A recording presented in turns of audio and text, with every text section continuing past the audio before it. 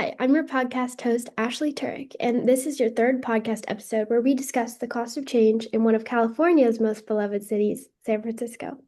Today, our special guest feature is Ian Henry James, an individual who is currently advocating on the front lines for unhoused individuals and families in San Francisco and is currently getting his master's in public policy at UC Berkeley. So, do you want to introduce yourself briefly and what you do? Sure. Yeah. So I'm have taken like a little bit of a step back from advocacy since June or July of last year Mhm. to go back to school and get my master's in public policy. But before that, I was working at Glide, doing community engagement um, with the Glide community, Mhm. which includes a lot of people impacted by housing insecurity. Yes, And then before that, I was the organizing director at the Coalition on Homelessness, which provides a platform for people with lived experience of homelessness to develop the solutions and lead the advocacy for like to address the housing crisis. thank you. Could you share what got you inspired to work in advocacy and public policy and to study it? Yeah, I grew up in San Francisco, Mhm. and I think growing up just got to see like firsthand like how harmful like housing inaffordability is, and grew up around a lot of people who had to move out of the city or couldn't afford to stay there because of the cost of living and specifically the cost of housing. Definitely. Um, and so like grew up seeing that. And then when I was an undergraduate, spent a summer as a tenants rights counselor at the Housing Rights Committee of San Francisco, Mhm. which is a really amazing organization.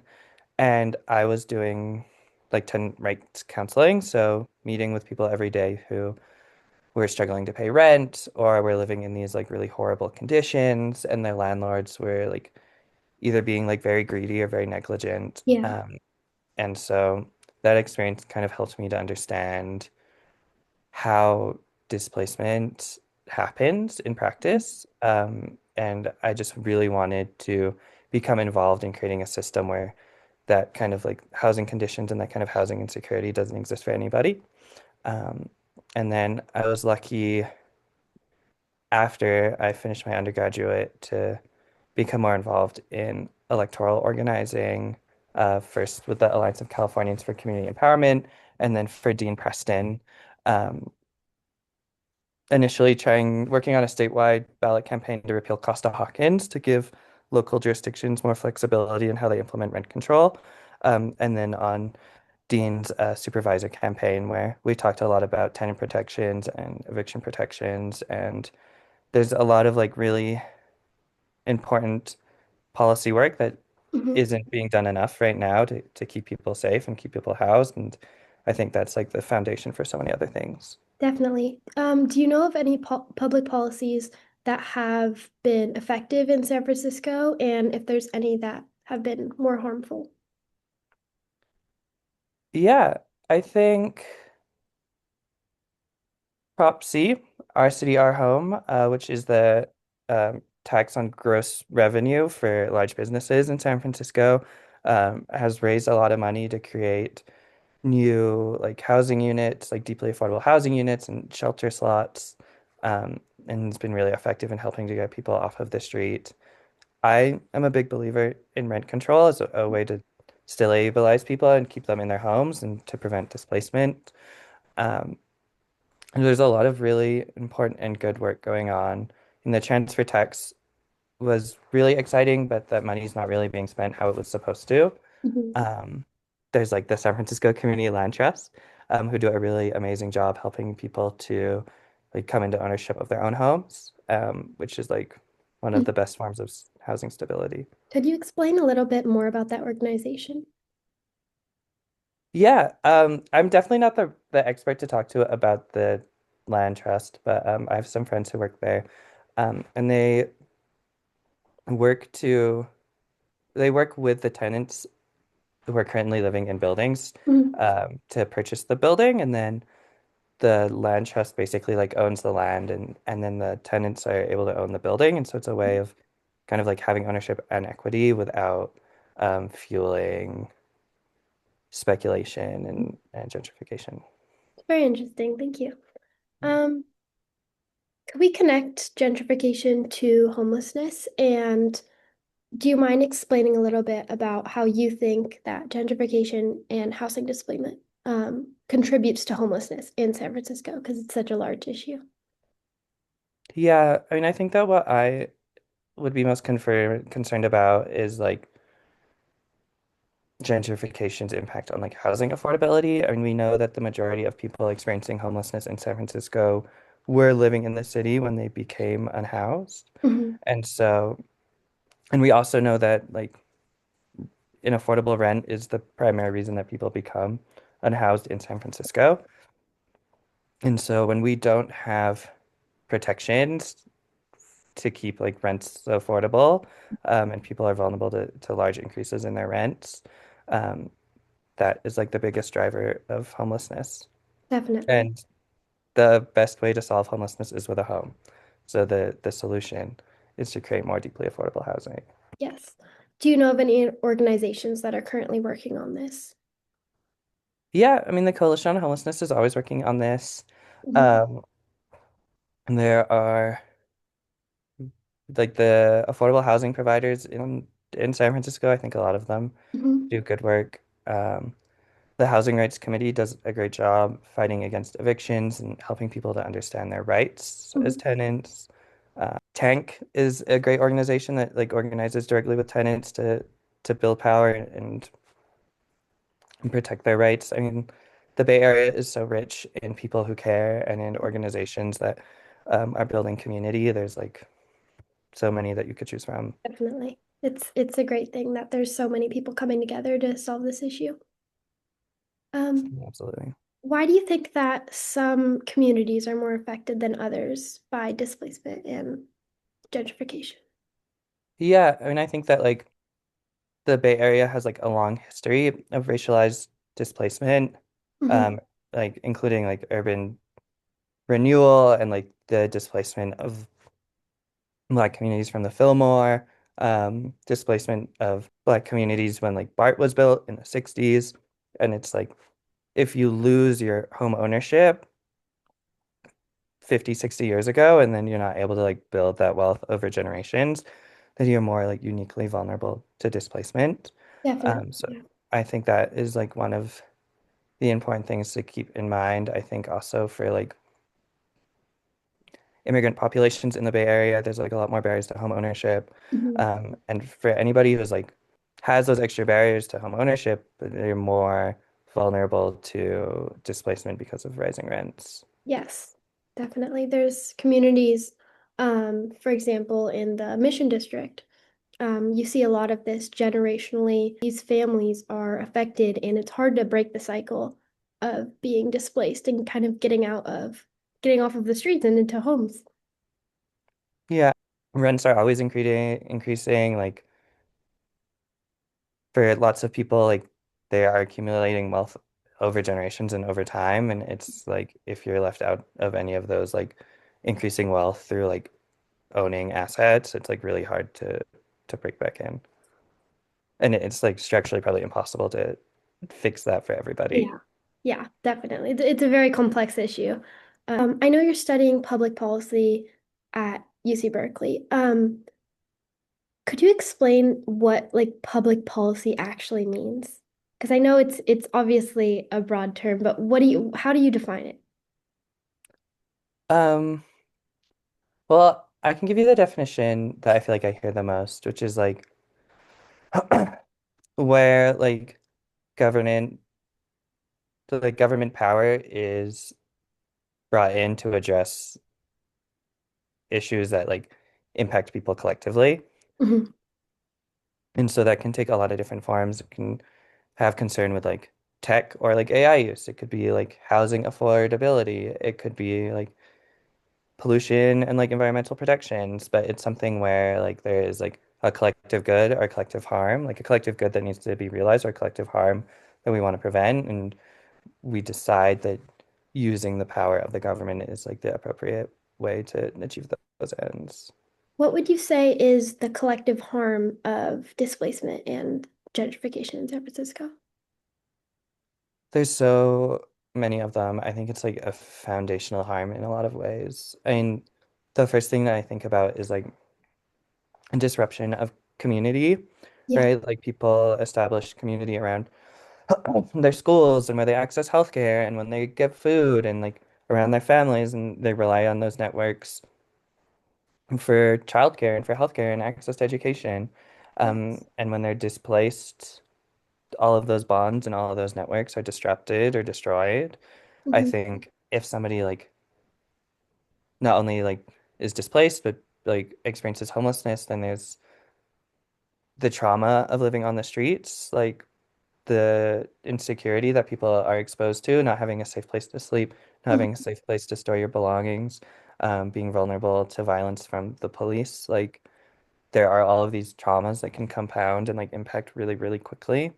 Um, those are two of the big ones that I think of. I think like it makes it harder to progress like professionally.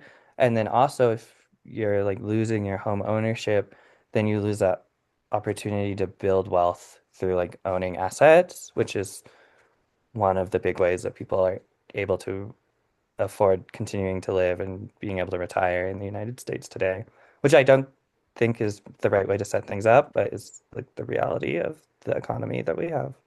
Do you mind explaining a little bit about what it means to own assets for someone in high school? Yeah, totally. Thanks. Thank you. That's a great question. I mean, what I'm talking about here is like, you could think of it as like stocks or like bonds, but I'm thinking about Mhm. like just like owning your house instead of paying a chunk of your income in rent every month. And for, people in the Bay Area, that's like a third, like 30% of your income Mhm. or more. You own this thing that just like increases in value year over year. Exponentially? I wouldn't say like necessarily exponentially, but like my parents bought their house in the Sunset Hmm. in the 90s for something around $300,000. And today it's worth over 1 million. And that kind of like increase in wealth like is only available to people who are able to afford a house in the first place. Yes. And so people who are already able to do that are able to accumulate a lot more wealth. And then people who aren't able to buy in like continue to like suffer housing insecurity and pay rent and like not get that access to wealth. Yes. And then there's like shifts in demographics in San Francisco, and there's people who move in who do have the money to buy these houses in more expensive areas. And then I think it just decreases the chances that people who are living trying to hang on to their homes in San Francisco get to stay. And that's when they get pushed out. Yeah, and it's difficult because we want the city to be affordable to everyone, I Mhm. think. And it's like I think that we can do that, but the way that housing is like financed in the Bay Area such that like we rely on like housing becoming more expensive over time to like fund like social services and like to fund people's retirements, but also it's this like trap where it's like if housing continues to grow more and more expensive, it's gonna cause more displacement and gentrification and homelessness. And ironically put like an even bigger strain Mhm. on our social services, which is what we try and fund through increasing property values. How do you think that happens? How it affects the social services? Um, yeah, it's just like, I mean, the health impact of experiencing, like the health impacts of experiencing housing insecurity are like so diverse and like wide ranging. I think like the impact on like your mental health of not having a safe place to sleep or being like vulnerable to like violence or theft, like at any point in your day, like it takes like a lot of care and time to recover from something like that. I Yeah. think that like the reason I think that the main reason that there is like a substance use crisis in San Francisco, or like, I think one of the main reasons that people choose to use substances is to deal with the trauma and the pain of like experiencing homelessness. So I think homelessness like causes substance use. Um, I think it like hurts people's physical health and like people end up in the emergency room. I think if people like have even like a cut or like a common like physical injury, it's like harder to access healthcare if you don't have a house and you're experiencing housing insecurity. and that can turn and like can get an infection and it can Mhm. snowball really quickly. So it's like everything kind of becomes more insecure if you don't have housing insecurity. No. Do you have any specific stories that you could share that really stood out to you? Um, there's honestly so many, and it's really heartbreaking. Yeah. When soon after I started at the Coalition on Homelessness, I met a guy who couldn't walk, but he had like an like a motorized wheelchair. Mhm. And then the someone who worked for the Department of Public Works um, during a sweep took the charger for his electric wheelchair. And so he like lost all of his mobility. And Yeah. so you think about how that would impact someone. They can't access food, they can't access their job, they can't access any services because they literally can't move. Yeah. Um, and so that is like an example of how housing insecurity can Mhm. have these knock-on effects. Yeah, they definitely took away his last chance at really like coming back into society. That's horrible, honestly. Yeah. Yeah, it's definitely a huge additional barrier to getting back to like a more secure place. And I imagine there's so many other stories similar to that one that really show how vulnerable these people are to change and everything. Yeah, there's like a video documentation project that does a really good job like capturing some of those harms called Mhm. Stolen Belonging. And I would encourage you to check that out. They do a good job of telling some of these stories. Yeah, I will. I will check that out right after this. Cool. Um, in terms of solutions, I know that there's so many issues and obviously so many solutions up in the air about how to fix these issues. Um, do you have any policies or any idea of policies in mind that could reduce displacement? Yeah, I do. I think there's a lot of stuff that we could do. I think there's like that's the thing about things being bad is it means that there's a lot of room for improvement. Yes. Um, and I think like just funding deeply affordable housing, having I mean, it would be a big change, but having our federal government step back into that role of Mhm. ensuring people have access to housing, which they've played to like varying degrees of success since like the 1940s, but like the federal government needs to step forward and kind of like fund deeply affordable housing much more broadly. I think like repealing Costa-Hawkins so that local jurisdictions can have a lot more flexibility to create rent control policy that best is like suited to the conditions in their cities or counties. Um, I think those two are really great ones. I think like supporting community land trusts so that people can buy or like buy into their own homes and like control their own housing situations. I think there's a lot we can do. Like I think there's a lot that we do to fund deeply affordable housing Mhm. in San Francisco, but in the face of like austerity, like sticking to that and continuing to fund that. Um, and those are some of the stuff we could do. What do you think are some of the biggest setbacks that people face that come in the way with executing these solutions? And I think there's a lot of I mean, there's not a lot, but there are different challenges. Mhm. And one of the things is like because wages in the United States have been growing slower than like productivity Mhm. um, for so long. Like a lot of people rely on their like property values Mhm. as like their nest egg for retirement and in case something goes wrong. Mhm. And so any changes to like make housing like more affordable, like would need to like include them and bring them along. Yeah. I also think just in general, like the rental market is like really, really profitable for like a relatively small group of people. Mhm. Um, but if we were going to make housing more deeply affordable, it would cut into those profits. Who And would there's like a lot of you say? political opposition Yeah, around that. definitely. Who would you say is that group who kind of gets prioritized in this process, Um, generally speaking? like yeah, I think like landlords would be the most obvious one. Mhm. Yes. I know we've talked about some challenges in implementing policies and really executing them. Could you explain what role that funding has in this process? Yeah. And I think that the federal government could afford to construct and maintain housing that is deeply affordable at the scale to like give every person a home. Hmm. And I think that we choose not to do that because we spend money on other things. Yeah. We're spending billions of dollars to start like a new war on the other side of the country or on the other side of the world.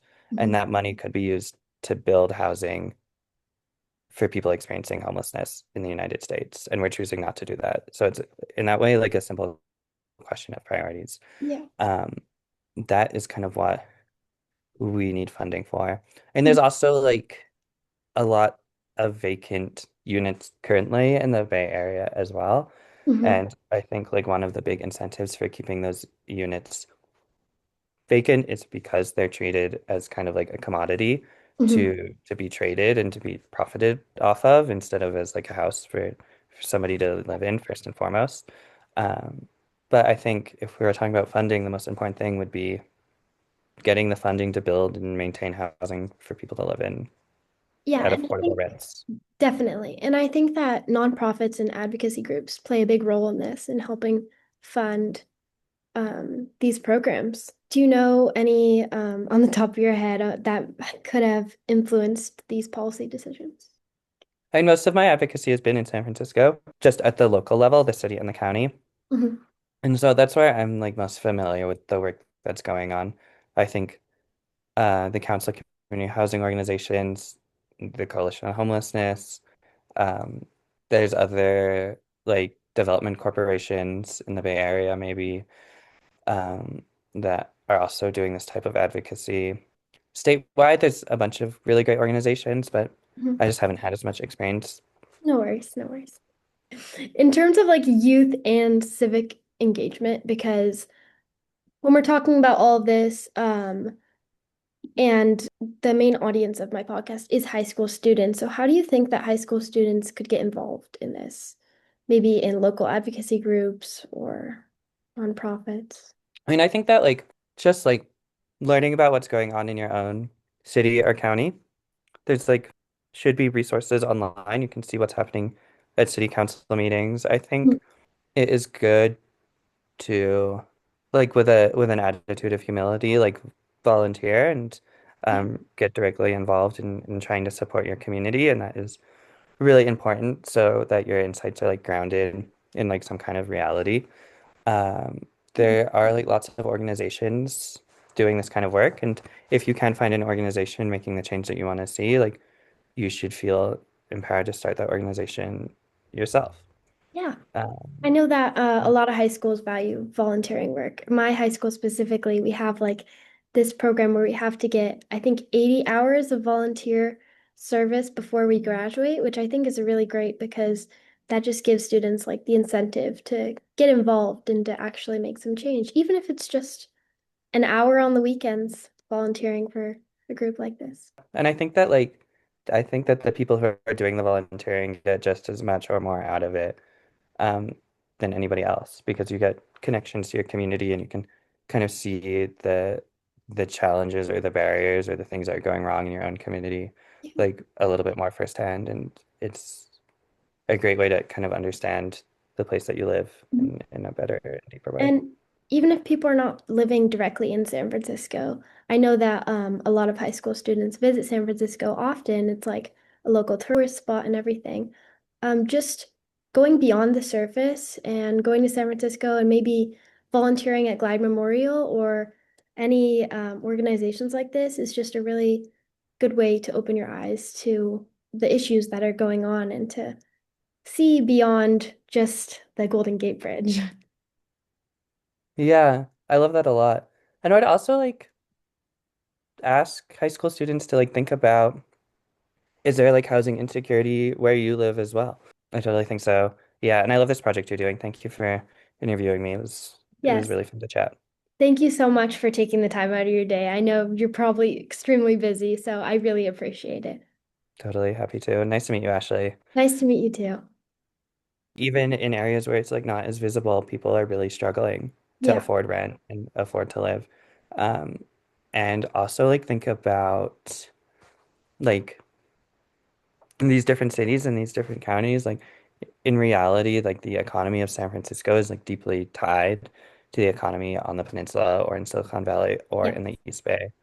And like a lot of these affordability crises like don't fall squarely along those like lines, like the divisions between cities and counties. And so trying to think about what is the role of the place where you live in the housing crisis. How are people experiencing housing insecurity where you live?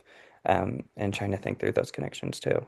Definitely. I think that's a great way to leave off, just trying to really get involved and implement yourself into what's happening in society and talking to more people.